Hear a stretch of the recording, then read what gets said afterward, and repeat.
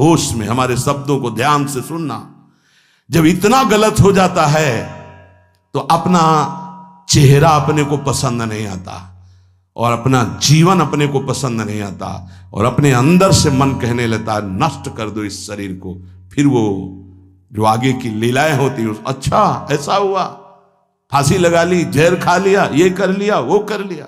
यदि तुम परमार्थ के पथिक हो, ये तीन बातें नहीं है तो तुम्हारा पतन हो चुका है। हमारा मन भजन में ले, होटलों में खाओगे, भजन में मन लगेगा, अशुद्ध आहार करोगे, मनमानी व्यभिचार प्रवृत्तियों का दर्शन, संभाषण और क्रिया करोगे और तुम्हारा मन सच्चिदानंद प्रभु में लग जाएगा। तमाशा समझा है, तमाशा समझ लिया अध्यात्म में मन को लगाना।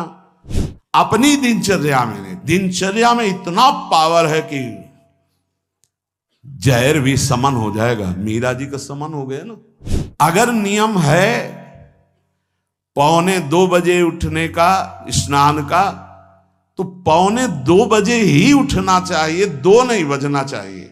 अपने पास सामर्थ्य होने पर नीचापमानम सुधा, वो नीच है, हम उस पर शासन कर सकते हैं, पर उसके द्वारा किए हुए अपमान को सह गए और अंदर से मनाया भगवान तुम्हें सुखी रखे, स्वस्थ रहो। जिसका इंद्रिय मनोनिग्रह युक्त समय व्यतीत होता है भगवत चिंतन में, वो महापुरुष है। अभी वर्तमान में ही है, चिंता मत करो, स्थिति जागृत होने में देर नहीं। सच्ची सच्ची तुममें बहुत सामर्थ्य है, जागो। अगर झुक गए तो रौंद दिए जाओगे। ये 8 बातें भगवत भक्त अपने जीवन में जांच ले कि है कि नहीं है, अगर ना हो तो धारण कर ले। पहला है, संत महापुरुष आपके जीवन में है कि नहीं, ये जांच करनी। देखा है हमने, अगर किसी संत को आदर्श मानकर आप नहीं चल रहे हो तो दिमाग को खसकते हुए देखा, खसक गया है दिमाग। वो मनमानी आचरण केवल सिद्ध बनने के लिए कर रहे हैं। उनके आचरण ऐसे कि भोले भाले लोग ये समझे कि ये तो सिद्ध है। और जानते हो सिद्ध किसे कहते हैं? ब्रह्म भूता प्रसन्नात्मा न सोचति न कांक्षति समः सर्वेषु भूतेषु मद भक्तिम लभते पराम निर्माण मोहा जित संग दोषा अध्यात्म नित्या विनिवृत्त कामा द्वंद्व विमुक्ता सुख दुख संगई गच्छन्त मूढ़ा। ये स्थिति आनी चाहिए। पूरा कोरा, जैसे नाटक मंच पर नाटक किया जाता है ना, पूरा दिखाई देता है, पूरा नाटक। क्यों? क्योंकि कोई डांटने वाला नहीं है, कोई आदर्श नहीं है महापुरुष जीवन में। जो मन में आवे सो बोलो, जो मन आवे सो नाटक करो, तो 100 200 500 लोग भोले भाले जिनको ककाहरा नहीं आता परमार्थ का, वो कह देते मेरे भगवान, मेरे सिद्ध योगी, मेरे महापुरुष मिटिया मेट कर देते हैं। बात तो तब समझ में आवे जब रसिक जन पास करे, गुरुजन पास कर दे। अपने मन से कुछ नहीं होता, जिसे महापुरुष पास कर दे वही होता है। संत महापुरुष कहे ठीक चल रहे हो, ठीक है, या वो मौन स्वीकृति दे दे, ठीक है। अपने मन से सिद्ध बनने पर सिद्ध थोड़ी कोई हो जाता है। जीवन में तुम्हारे संत हैं कि नहीं, बस इतनी बात देखो। अब एक भगत जी आए थे, अपने लोग तो सबका आदर ही करते हैं। उनका दिव्य रूप से हनुमान जी हमारे सामने प्रकट हुए थे।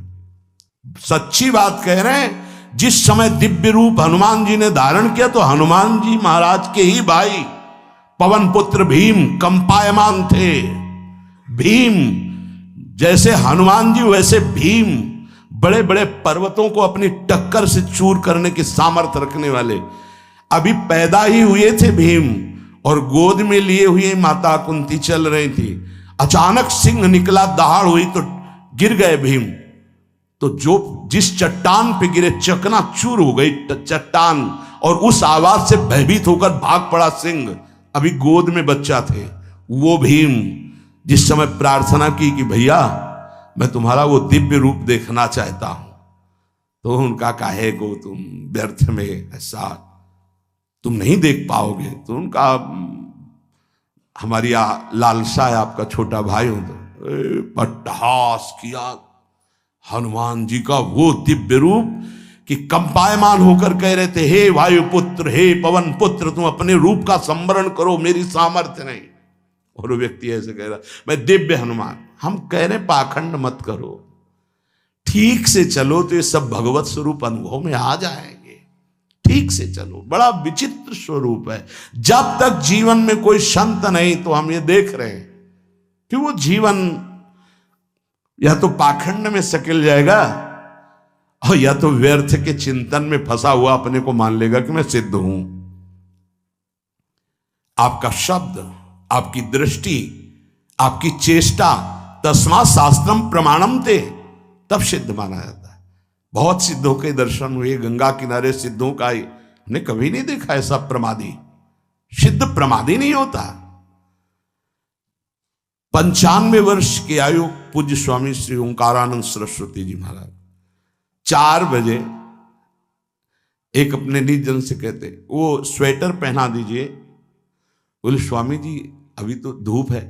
नहीं, अंदर अभी जाएंगे, चिंतन में विक्षेप होगा, हमारे पास समय नहीं, डाल दो शरीर में। अब इसका एक साधारण शब्द हुआ, इसका प्रभाव इतना पड़ा, इतनी अवस्था में इतने चिंतन परायण की स्वेटर पहनना है ये स्मृति बाधा ना पहुंचा पावे, डाल दो शरीर में। कितना सूक्ष्म। बड़े बड़े महापुरुषों को देखा है, अपने ब्रज के प्रेमी जनों को और ब्रह्मबोध संपन्न दोनों महापुरुषों को, किंचन मात्र कहीं भी कोई भी शास्त्र विपरीत शब्द नहीं, 1 सेकंड की चेष्टा नहीं पाई शास्त्र विरुद्ध। और यहां शास्त्र में है ही नहीं, हो वैसे सिद्ध हो रहे हैं। क्यों? क्योंकि जीवन में किसी आदर्श महापुरुष का अंकुश नहीं। अगर किसी संत का भय तुम्हारे जीवन में नहीं है तो ये माया रौन देगी, पक्का समझ लीजिए।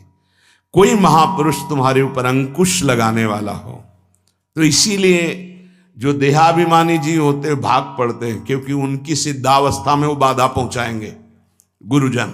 असली सिद्ध बनो, नाटक नहीं, तो भाग पड़ते हैं। और जो गुरुजनों की शरण में रहता है वो परिपक्व भगवत प्राप्त महात्मा बन जाता है। इसलिए पूज्य बाबा कह रहे, पहला, किसी महापुरुष का अनुशासन है कि नहीं। प्रगट में अनुशासन जरूरी है, प्रगट में अनुशासन जरूरी है। नारदानंद सरस्वती जी महाराज नैमिषारण्य के पीछे आए थे, कुछ परिकर उन्होंने बताया, अब वो पधार गए जो वहां के अधिकारी बनाए गए विवेकानंद जी।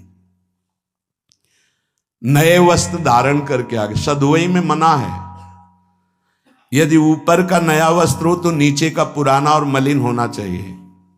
अगर नीचे का तो फिर ऊपर का पुराना मलिन, मैच नया, क्रीच एकदम, ये सब साधुता के कुछ नियम होते हैं, साधुता की एक मर्यादा होती है। तो वो दोनों नए पहन करके आ गए, भूल हो गई उनसे, देखा शिष्य। और नैष्ठिक ब्रह्मचर्य में सफेद कपड़े पहनाए जाते, तो और वो खिले हुए ऐसे बांधे ऐसे सब, उनकी दृष्टि गई। लाख लाख जहां बैठकर सत्संग सुनते हैं स्वामी श्री नारदानंद सरस्वती जी, बड़े ही महापुरुष थे, अपार भीड़। और सत्संग के बाद 1 घंटा सबको एकांत चिंतन करो। क्या वहां ब्रह्म ज्ञान का सत्संग होता था। प्रातःकालीन बेला पे जैसे अपने यहाँ सत्संग होता है, वहां थोड़ा विलंब होता था, 5:30 बजे। जो निज जनों का वो योग वासिष्ठ से कैसे तुम्हें बताएं, जो उस सभा में बस यही लगता है कितनी जल्दी देह राख छूटे और अपने स्वरूप में महापुरुषों का वचन का प्रकाश होता है। एक सत्संग होता था सामूहिक सब लोगों को, एक होता था पर्सनल, जो दिव्य साधक हैं केवल वही बैठ सकते हैं, अन्य नहीं। ऐसे पूज्य बाबा के यहाँ भी एक होता था पर्सनल ज्ञान का और एक होता था सामूहिक प्रवचन। तो उस समय सामूहिक सत्संग चल रहा था, काफी सब समाज लाखों की थी। देखा दूर से, एक शिष्य से कहा गौशाला में जाओ, गोबर को गीला कर दो। उनसे कहा विवेकानंद गोबर की छवियां भर करके यहां खड़े हो सत्संग के पास, अब वहां नन नच हो नहीं सकता। और गीला गोबर तो जो 2 घंटा सत्संग हुआ पूरा टप टप ऐसे कपड़ों में पूरी हालत बिगड़ गई। क्या था ये? संत शासन। अब दोबारा वो गलती नहीं होगी, समझाने की जरूरत नहीं, अब समझ गए कि हमसे गलती क्या हुई। संत शासन नहीं है तो ये मन बहुत विचित्र है, बहुत विचित्र है। इसीलिए पहला जो भी परमार्थ का पति को, चाहे ज्ञान मार्ग का, योग मार्ग का, किसी योग मार्ग की लौकिक ऊंचाई पर पहुंचे हुए कि गुरुदेव आए और उन्होंने कहा कि किसी कारण से शिष्य बढ़ जाए और अपने गुरुदेव की अवहेलना करे तो उसकी गति क्या होगी? दुर्गति। दुर्गति, दुर्गति के सिवा उसके आगे कोई शब्द नहीं है। गुरु को पीड़ा है और शिष्य परम पद में पहुंच जाएगा? नहीं नहीं, ऐसा नहीं हो सकता। अनुशासन अत्यंत आवश्यक है। किसी भी वैभव या लोक व्यवहार या लोक मान्यता बढ़ जाने पर अपने गुरु का अपमान, गुरु की अवहेलना, तो उसकी दुर्गति पक्की। देखो, ये मन है, ये इंद्रियां हैं, ये अहम है, ये केवल गुरुदेव से ही वश में आता है, दूसरी जगह नहीं आता। क्यों? क्योंकि दूसरी जगह उत्तर देने का अवसर है। दूसरी जगह हम नहीं मानते तुम्हारी बात, लेकिन वहां ना उत्तर है और ना नहीं मानते, केवल वहां मिटना ही मिटना है। अगर ऐसा उपासक है तो निश्चित परम पद का अधिकार। केवल मिटना कोई उपाय नहीं है, अहंकार के पोषण का कोई उपाय, केवल मिटाना है। रो लो, चिल्ला लो, जो तुम्हें करना है कर लो, आना तुम्हें इसी मार्ग में पड़ेगा, दूसरा कोई रास्ता नहीं। बलिहारी घेर करके नष्ट कर देते हैं हमारे मन की मनमानी को, हमारे अहंकार को। इसलिए जीवन में प्रगट में जिनके जीवन में संत हैं और वो स्वीकार करते हैं उनका अनुशासन, उन्हीं का जीवन प्रकाशित होता है, पक्का समझ लेना। दूसरा, भागवतिक मार्ग में चलने वाले उपासक को सांसारिक पुरुषों की मित्रता करके उनकी संगोष्ठी में नहीं बैठना चाहिए। इस बात को बहुत अच्छे से समझ लो। सांसारिक पुरुषों की जो वृत्तियां होती हैं उनमें बड़ा आकर्षण होता है भोगों का, प्रपंच का।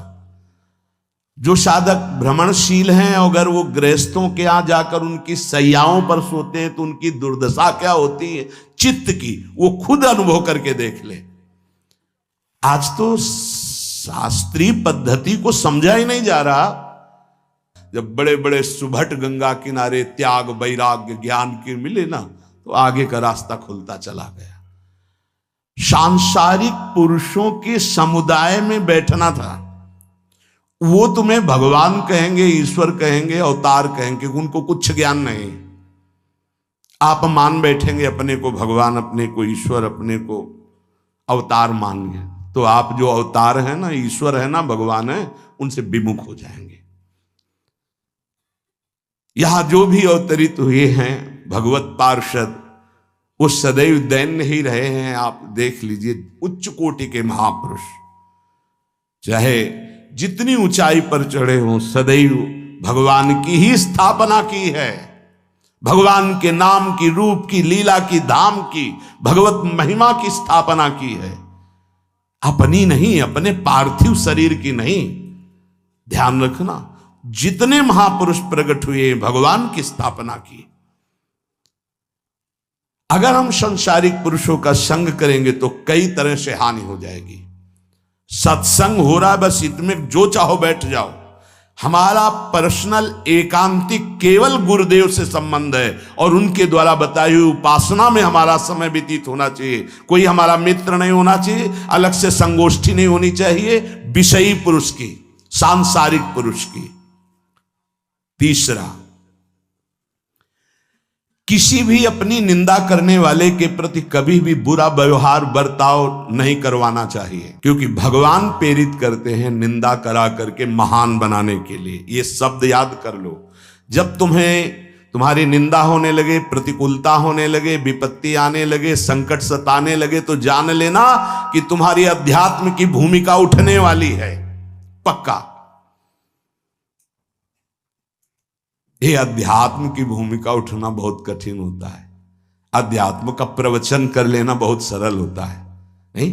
हाँ, चमड़ी को चिकनी करके और अध्यात्म का प्रवचन करने में कोई कठिनता नहीं, लेकिन चमड़ी और दमड़ी का राग मिटा दे फिर अध्यात्म की तरफ चले, ये किसी फक्कड़ महात्मा का कृपा पात्र ही होगा जो फकीर होगा, जिसने विश्व की समस्त भोग वासनाओं को रौंद करके अपने स्वरूप में स्थित हो गया। ऐसे महात्मा के संग के बिना अध्यात्म का रंग नहीं चढ़ सकता, और देखने को मिल रहा है।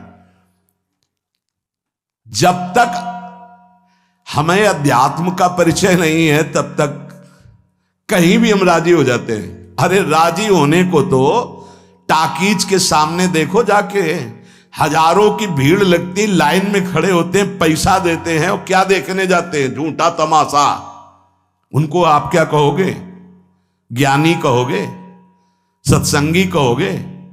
भीड़ का इकट्ठा हो जाना कोई अध्यात्म का चमत्कार नहीं होता। तो अध्यात्म का चमत्कार तो अंतर की वृत्ति का परिवर्तन हो जाना होता है। नहीं तो अगर एक नृत्य करने लगे ना तो हजारों उसको देखने खड़े हो जाते हैं।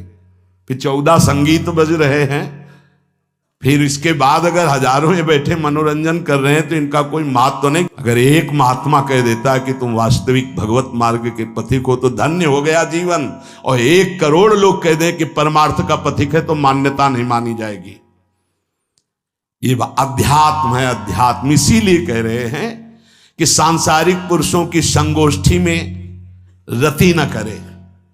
तीसरी, अपनी जब कोई निंदा करे तो उसका भला जरूर मना देना, बुरा मत मना देना, नहीं तो अध्यात्म छूट जाएगा।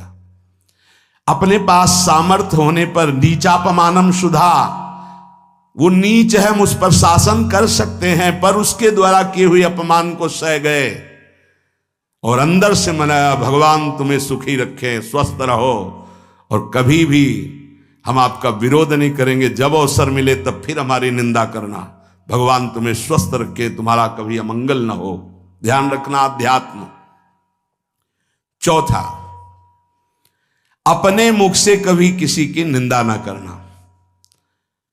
निंदा व्यक्तिगत नाम लेकर के की जाती है, सिद्धांत सार्वभौम वर्णन होता है। जैसे यहां हम कह रहे हैं, वो निंदा सिद्धांत के विपरीत आचरण में जो चलते हैं उनकी है। कौन है? नाम नहीं है, रूप नहीं है।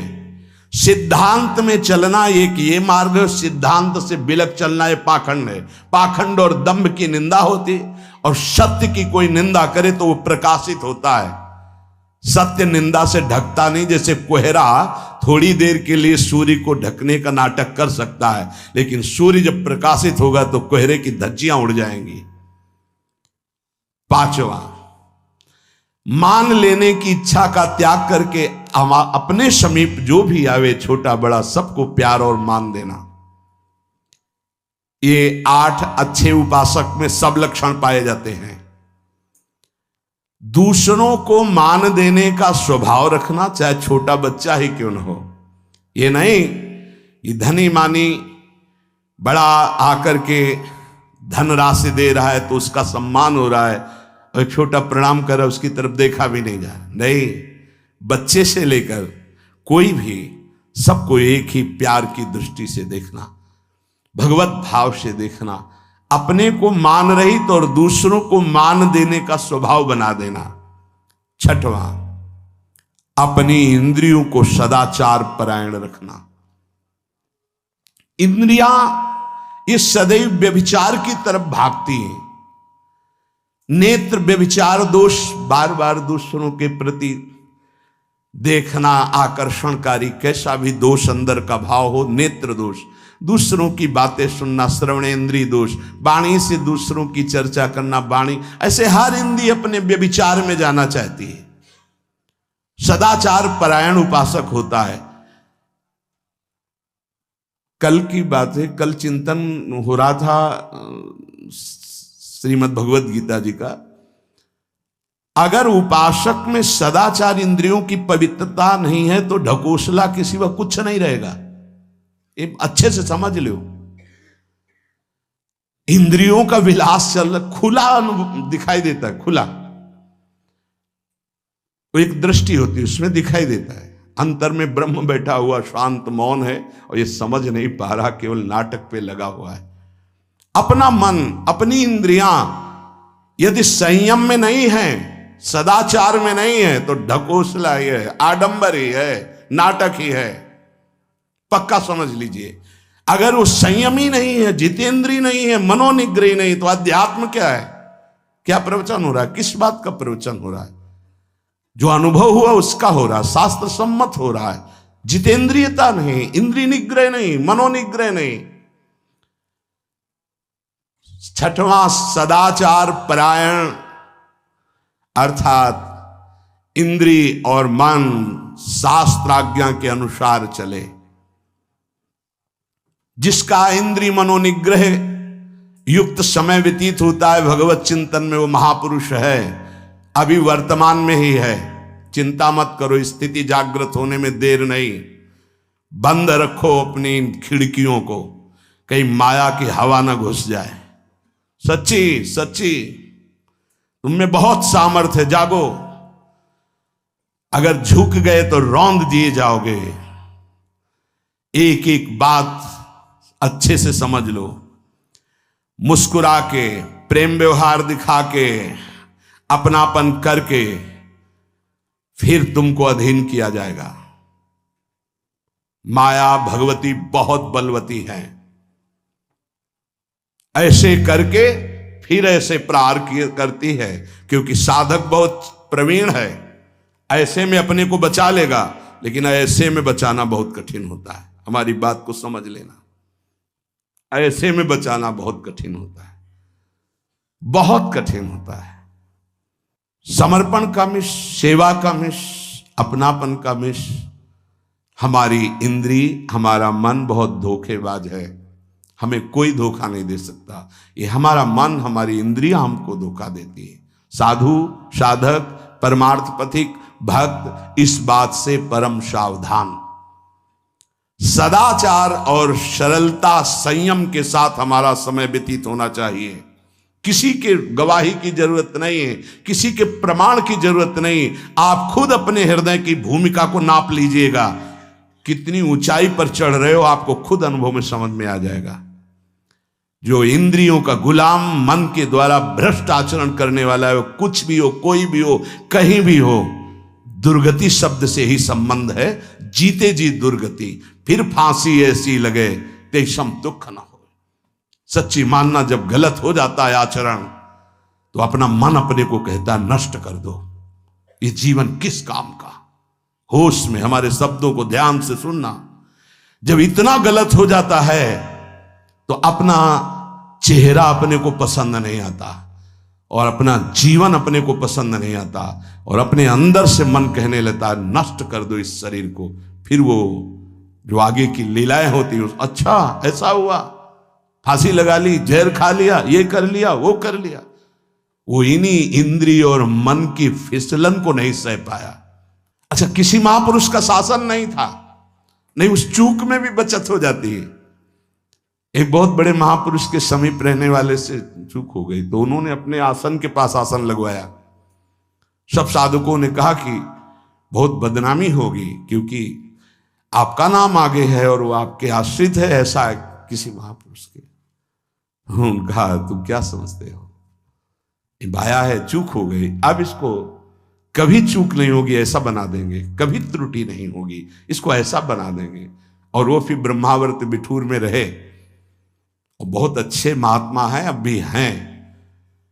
अगर संत का शासन है और आपसे चूक भी हो जाती है, तो ऐसा बना देंगे कि दोबारा चूक नहीं होगी। पर इंद्रिय और मन को छूट देकर मनमानी आचरण करने वाला कभी साधक नहीं हो सकता, पक्का। और आप सच्ची मानना, आपकी एक बार इंद्रिय मन छूट हो गई तो जिंदगी भर दबे रहोगे, दहाड़ने लायक नहीं रहोगे। माया तुम्हारे को सदैव कोसती रहेगी, तुम्हारा हृदय जलता रहेगा। ऐसा कैसे हो गया, ऐसा कैसे हो गया। जब ऊंचाई की तरफ सोचोगे तो सामने वो अगर प्रायश्चित करके मिटा दिया है तो बात है, नहीं तो वो कर्म सामने आ जाएगा। लगेगा नहीं हम इस ऊंचाई लायक नहीं है, नहीं हम इस ऊंचाई लायक। आपसे प्रार्थना कर रहे, अगर चूक हो गई हो तो उसको मिटा दो, नहीं आगे बढ़ने में बाधा पहुंचा देगा। अपने गुरुजनों से सलाह करके उसका प्रायश्चित कर लेना चाहिए। अगर गुरुजन कर दे जाओ कुछ नहीं तो कुछ नहीं, खत्म खेल, वो निपटा देंगे, वो करुणामय है, उनमें बड़ी सामर्थ्य है। पर छठवां सूत्र, सदाचार संयम जितेंद्रियता मनोनिग्रह साधक में होना ही चाहिए। जो साधक एकांत में मनोरंजन करके अपने जीवन को नष्ट कर रहे हैं, अच्छा होता गृहस्थ धर्म में रहते, बाल बच्चे पैदा करके मेहनत करके धर्म पूर्वक कमाते और समाज की सेवा करते। यदि अखंड ब्रह्मचारी वैराग्य मार्ग के पथिक हो तो चूक ना होने पावे प्रार्थना करते हैं। इंद्रियों को शिथिल ना होने देना, मन को शिथिल मत होने देना, नहीं तो ऐसा बंधन ये बांध देते हैं कि बड़े बड़ों को सर झुकाकर चलना पड़ता है, रौंद देती है माया। ध्यान रखना, सर उठाने लायक नहीं रह जाता। अगर इंद्रिय जन्य भोगों का आकर्षण नष्ट कर दे तो अपना मन अपने को जलाता रहता, धिक्कार देता रहता। कैसे हो गया ऐसे? तो कैसे हो गया? कीन हो इसकबहू अभिमाना, सुख हो वंचा कृपा निधाना। कहीं अभिमान हो गया कि मैं ब्रह्मचारी हूं, मैं जितेंद्री हूं, मैं मनोनिग्रही हूं, तो ठाकुर जी ने दाना फेंक दिया, देख भला मनोनिग्रही है तो मत चुन। लेकिन कृपा पात्र साधक पुनः अपने आप को सावधान करके सदाचार में ही स्थित रहे। आज सदाचार को समझा ही नहीं जा रहा कि सदाचार है क्या। सातवां, किसी भी पद को साधक कभी स्वीकार न करे। समाज में बड़े पद मिलते हैं, यहां भगवत प्राप्ति की वार्ता हो रही। किसी भी पद, किसी भी सम्मान को स्वीकार न करें।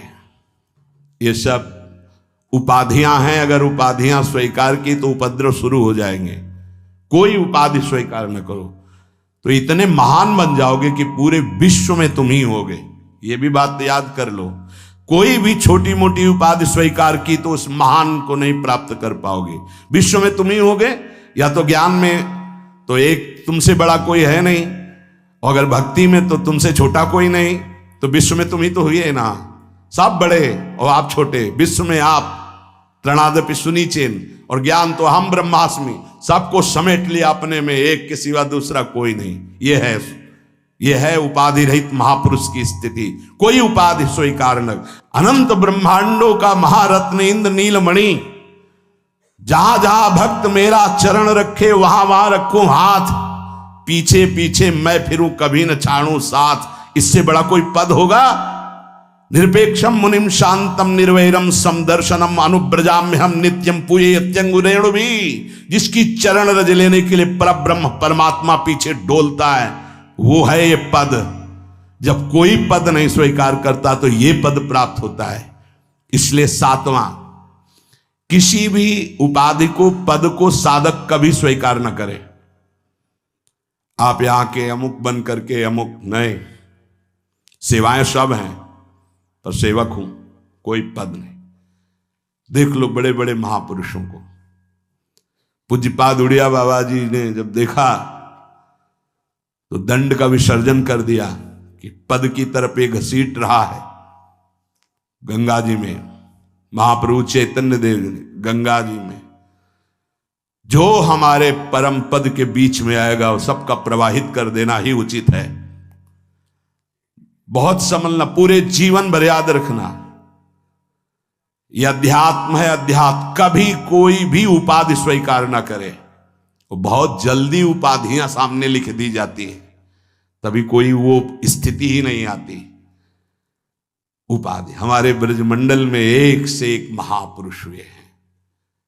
बाबा प्राण धन रहे हैं, कितने संत महापुरुष, और उनको यहां प्यार से ब्रजवासी जन मेरो बाबा प्रिया प्रीतम के लाडले। कोई उपाधि नहीं, कोई पदवी नहीं, कोई प्रतिष्ठा नहीं। और आठवां, ये आखिरी, किसी भी परिस्थिति में अपने आराध्य देव का चिंतन ना छूटने पावे। पूर्णता, ये तभी हो सकता है जिसके जीवन में ये तीन बातें हैं। आखिरी वाली बात, किसी भी परिस्थिति में अपने लक्ष्य का चिंतन न छूटने पावे। ये तीन बातें जिसके जीवन में हैं तो ये आखिरी बात पूर्ण होगी। आखिरी और पहली दो बहुत जोर की बात थी। पहली थी किसी संत महापुरुष का शासन, और पूर्णता आई किसी भी परिस्थिति में अपने लक्ष्य का चिंतन न छूटना। बीच में अपने आप सब आ जाएगा।